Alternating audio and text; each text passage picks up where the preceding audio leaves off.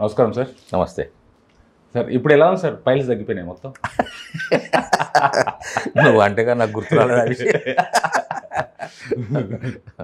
బాగా గుర్తుపెట్టుకున్నారు. బాగా నచ్చిన సీన్ కదా. బాగా నచ్చిన సీన్ కదా సార్ అది. ఎందుకు నచ్చింది? నా బాధ చూడలేక నచ్చిందా, లేకపోతే వాడు తిట్టినందుకు నచ్చిందా? మైదాపిండిలో నువ్వు నవ్వా, నీలో మైదాపిండిలో ఏడు దొరికితే మాట్లాడుతున్నాడు. నా అవస్థలో నేనున్నా. దొరికిందే కదా సంద అని చెప్పేసి ఎటు దొరికితే మాట్లాడిండు ఆయన. కానీ అదే టైంలో కదా సార్ క్యారెక్టరు సినిమాకు చేంజ్ అవుట్ జరిగేది. మీ ఫైల్స్ దగ్గరికి వెళ్ళి అక్కడ చేంజ్ అవుట్ జరుగుతుంది అంతే. ఎలా ఉంది సార్ ఇప్పుడు? హ్యాపీగా ఉన్నది, ఆనందంగా ఉన్నది, చాలా బాగుంది. జన్మ ధన్యం అనిపిస్తున్నది. చాలు మరి నేను ఎక్కడో పుట్టి ఎక్కడో పెరిగి ఏదో చేసి అంటే కర్మఫలాన్ని ఎవరు తప్పించుకోలేరు సార్. ఇది కర్మఫలం. What ever it is, whether it is good or bad, మంచి అయినా చెడైనా మన కర్మఫలం మనం అనుభవించవలసిందే. దేవుడు నాకట రాసి పెట్టి ఉన్నది. కోరిక ఉన్నది నాకు చిన్నప్పటి నుంచి. నాకు ఊహ తెలిసినప్పటి నుంచే కోరిక ఉన్నది. నేను గజ్వెల్లో నా 8th class 9th class 10th class అంటే హెచ్ఎస్సి 66 నుంచి 70 వరకు నేను గజ్వెల్లో గడిపిన కాలం ఏదైతే ఉన్నదో నేను సినిమాలు చూడటం మొదలుపెట్టింది అక్కడే. అంటే అంతకుముందు సిద్దిపేటలో నేను 4th క్లాస్ నుంచి 8th క్లాస్ వరకు చదువుకున్నాను. 8th అంటే 8th క్వార్టర్లీ ఎగ్జామ్స్. అప్పుడు quarterly exam, half yearly exam and annual exams అని ఖచ్చితంగా ఎగ్జామ్స్ ఉండేవి. అయితే 8th క్వార్టర్లీ ఎగ్జామ్స్కు బిఫోర్ వరకు నేను సిద్దిపేట జేబిఎస్ స్కూల్లో చదువుకొని ఆ తర్వాత మా నాయన మేము గౌడ్స్, మా నాయన కళ్ళమ్మేవాడు. అందుకని ఒక ముస్తాదర్ గారు, ఒక పెద్ద వ్యాపారి గజ్వెల్ కళ్ళు మామలా తీసుకొని గౌరాయ నువ్వు అక్కడ పోయి పని చేసుకోపో అని చెప్పేసి అంటే అప్పుడు మా నాయన మొత్తం మా కుటుంబంతో సహా షిఫ్ట్ అయిపోయినాం. ఆ సందర్భంగా 8th క్వార్టర్లీ ఎగ్జామ్స్కి ముందు అక్కడ టీసీ తీసుకొని జేబిఎస్లో జూనియర్ బేసిక్ స్కూల్ అనేవాళ్ళు. ఇప్పుడు దాన్ని గవర్నమెంట్ న్యూ హై స్కూల్ అంటున్నారు, జిఎన్హెచ్ఎస్. మరి ఆ స్కూల్ ఇప్పుడు అక్కడ ఉందా మారిందా తెలియదు. ఈ మధ్యకాలంలో సిద్దిపేటకు నేను చాలా రోజులు వెళ్ళాక గజ్వెల్లో చదువుకున్నాను. 8th క్వార్టర్లీ ఎగ్జామ్స్ కూడా నేను గజ్వెల్లో ఇచ్చాను. నేను మంచి స్టూడెంట్ని, ఫస్ట్ క్లాస్ స్టూడెంట్ని. నేను ఫస్ట్ క్లాస్ స్టూడెంట్ని, చాలా క్లేవర్ ఉంటుంది. నాకు కొంచెం స్ఫురణ ఎక్కువ, ఏకసంతగ్రాహి అని చెప్పి అంటుండేవాళ్ళు. మా టీచర్స్ నన్ను బాగా ఇష్టపడేవాళ్ళు. అరే వీడికి ఒకసారి చెప్తే వీడు బాగా గుర్తుపెట్టుకుంటాడని చెప్పేసి. ఇప్పుడు సినిమాలో డైలాగులు కానీ ఏమైనా కానీ నేను గుర్తుపెట్టుకుంటే నేను ఒకసారి చదివితే నాకు గుర్తొచ్చేస్తుంది. కంటెంట్ అర్థం చేసుకొని దాని ప్రకారంగా వెళ్ళిపోతాను. ఐఎస్టీస్గా చెప్పడానికి వాళ్ళు నో సార్ నో చేంజ్, ఐఎస్టీస్గా చెప్పాలి అంటే ఐఎస్టీస్గా చెప్పేస్తాను. లేదు సార్ దాన్ని మీరు ఓన్ చేసేసుకోండి, ఇంప్రవైజ్ చేసుకోండి, ఏమైనా చెప్పండి, but should be like this అని అన్నారు అనుకోండి, ఆ విధంగా వెళ్ళిపోతా. దే ఆర్ సాటిస్ఫైడ్, చేస్తున్నారు, ఓకే చేస్తున్నారు. అలాగా 8th class 9th class 10th class HSC గజ్వెల్లో చదువుతున్నప్పుడు నాకు ఊహ తెలియడం ప్రారంభమైంది. సరే 4 నుంచి 7 వరకు కూడా అడపదడప సిద్దిపేటలో విక్టరీ టాకీస్లో అప్పుడు ఒకటి టాకీస్ ఉండేది, విక్టరీ టాకీస్. ఆ విక్టరీ టాకీస్లో సినిమాలు చూసేవాడిని. తెలియని వయసు.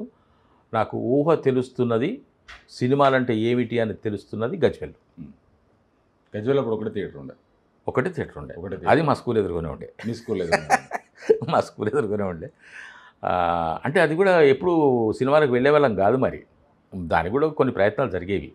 ఈ సినిమా నుంచి చెప్తుంటే 3వ సినిమాకో 3 సినిమాలు మారిన తర్వాత 4వ సినిమాకో 3వ సినిమాకో బాగా సూపర్ హీటర్ అయిన సినిమా రిలీజ్ అయినాక 2 సంవత్సరాలకు అక్కడికి వచ్చేది గజ్వెల్కు. పల్లెటూరు అప్పుడు తాలూకా హెడ్ క్వార్టర్ అప్పట్లో. అయినా హైదరాబాదులో రిలీజ్ అయిన తర్వాత 1.5 year 2 yearsకు గజ్వెల్కి వచ్చేది. సపోజ్ 1 yearకి వస్తే కొత్త సినిమా మొన్న ఏడాది కింద రిలీజ్ అయింది వచ్చేసింది. గజ్వెల్ కూడా పెద్దగా అయిపోయింది అని అనుకుంటాను మనం. అయితే ఆ క్రమంలో నాకెందుకో నేను నటుణ్ణి అనేటువంటి భావన నాకు కలిగింది. నటన చేయాలి, నేను నటుణ్ణి అవ్వాలని అనుకోలేదు తమ్ముడు. నేను ఒక నటుణ్ణి అనే ఫీలింగ్ నాకు మొదటి నుంచి కలిగింది.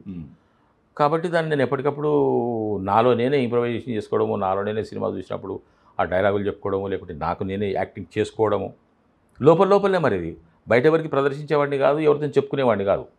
నా లోపల నేనే నటించుకునేవాడిని.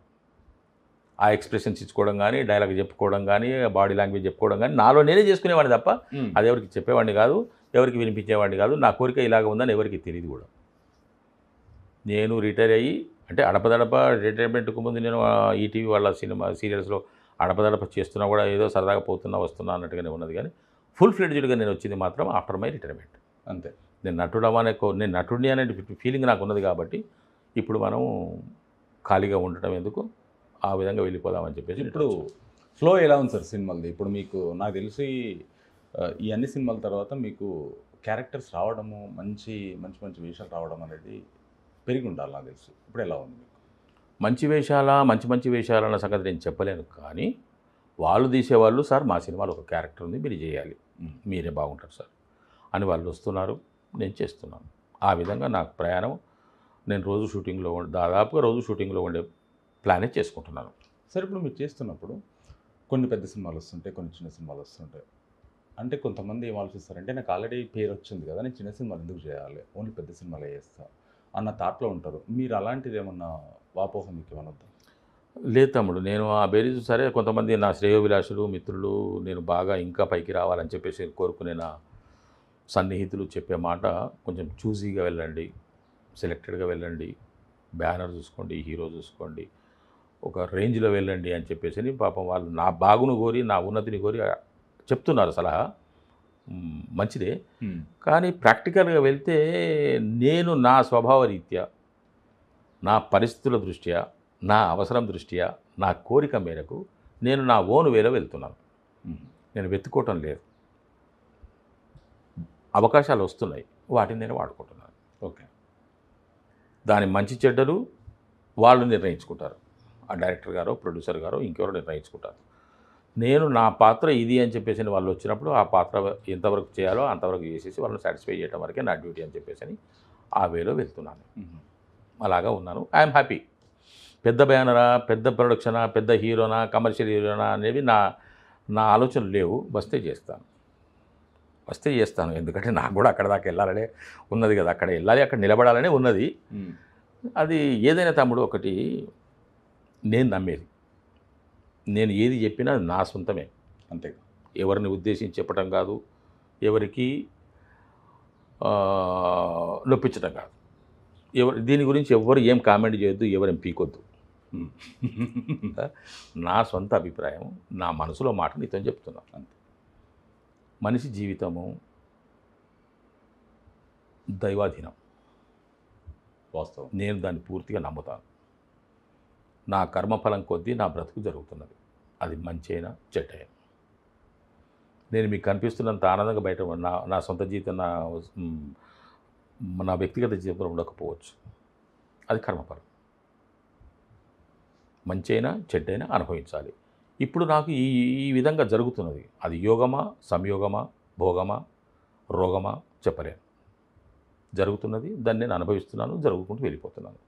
కాబట్టి వచ్చేదాన్ని నేను ఆస్వాదిస్తున్నాను, ఇదే నా అదృష్టం అని అనుకుంటున్నాను, ముందుకెళ్తున్నాను. అంటే వేరే ఏం ఆశించట్లేదు తమ్ముడు, నేను వేరే ఏం ఆశించట్లేదు. నాకు భగవంతుడు కోరుకున్న దానికన్నా కష్టాలు ఎక్కువనే ఇచ్చాడు, నా కోరికను నెరవేర్చాడు. నా కోరిక నెరవేర్చడం కంటే నాకు కష్టాలు చాలా ఉన్నాయి, చెప్పుకోలేని కష్టాలు చాలా నన్ను ఎప్పటికప్పుడు పొడుస్తూ ఉన్నాయి. అయినా మీకు కనిపించే మురళీధర్ వేరు.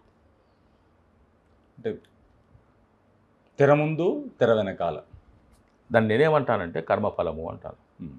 అదే కర్మ అనేది ఎవ్వడి వల్లగా తప్పించుకోవడం. రుణానుబంధ రూపేణ పశు పత్ని సుధాలయ.